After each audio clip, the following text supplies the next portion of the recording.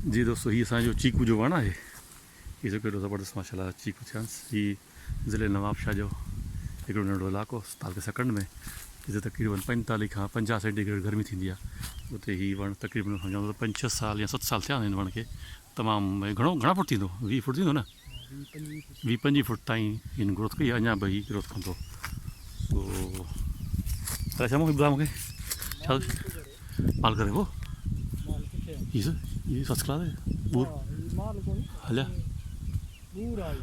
अच्छा माल कीअं थींदो आहे? अच्छा छा पुछी ॿुधाई था, छा पुछी?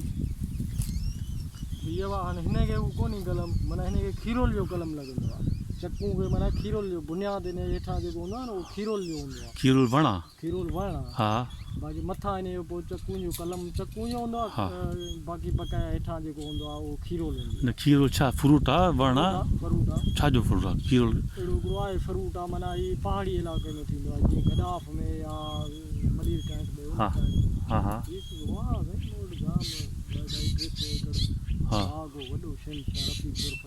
अच्छा खीरोल जो कलम हूंदो न, त पोइ हीअ सुठा कंदो। भलो कंदो आहे। अच्छा तो माना हीअं न कंदो पाण? अञा त हीअ नथो करे, न करे थो न, पटनि सां माण्हू पटनि सां खाइनि था।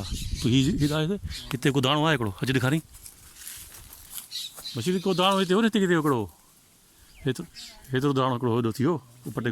अहिड़ो ख़ासि हीअ न थींदो। अच्छा हिनखे दवा ॾियारींदुसि, हा खैर करे पोइ हीअ थी सघे ॿूर कामयाबु करे। अच्छा हीअ बूर करे थो भई, पर यानी पोइ दाणा थियनि माण्हू पटे घस आहे न। हीअ दाणो बीठो आहे। हाँ हा हिते किथे आहे? हीअ बीठो आहे। हा इहो आहे सही। हा सही सही सही ठीकु आहे। हिनखे कोई दवा वग़ैरह ॾियारे सघो तो फ्रूट खणणु। हीअ टोटल जेके आहिनि न, इहे हणूं था लीमन में, इहे हणूं था पाण वटि हिन एरिया में ही चीकू जेको आहे